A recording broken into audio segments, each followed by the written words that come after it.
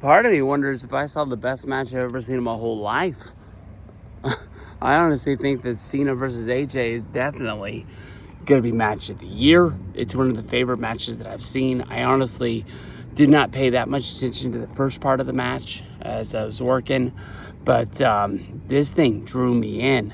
And I'm telling you, Barrett, Michael Cole, they do an awesome job as commentators that you don't need to be looking at your screen in order to be knowing what was going on. John.Cena, I don't know, the story that they were telling through commentary was that John didn't have it anymore.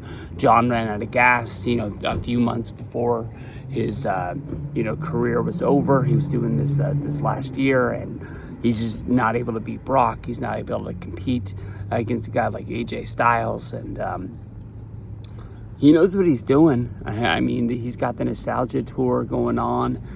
He hits the skull-crushing finale early on in the match, and then he throws his homage to Randy Orton with the RKO, and then tries to set up the punt. We finished the whole thing off with the Tombstone Pile Driver from The Undertaker. One hell of a dude, one hell of a match.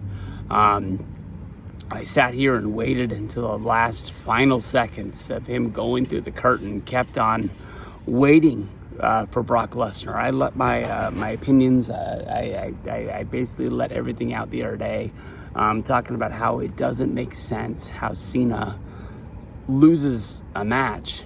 I understand he lost to Cody Rhodes. That was a championship match.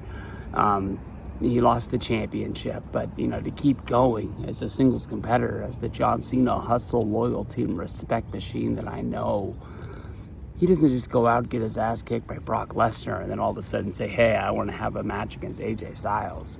He goes out and he gets that win back from Brock Lesnar. So as it looks like maybe we're getting a bloodline fest for War Games, maybe we get Cena versus Brock at Survivor Series, and that's our payback match to sort of like wrap it up and put a bow on the career of John Cena. But there's rumors out there that he's gonna fight against Dirty Dom of Judgment Day for the Intercontinental Championship, and I don't know. I was kind of fine with that being a Monday Night Raw match, and then especially if he was to win the Intercontinental Championship, and then have a match against Sheamus. Sheamus had a huge storyline of him wanting to be the Intercontinental Champion because it's a belt he had never held in WWE. They're sort of like hook or crook. Cena gets duped into something that is his next match. He loses the Intercontinental title to Sheamus. That puts over Sheamus. It puts over Cena's match. He doesn't need to retire with the Intercontinental Championship.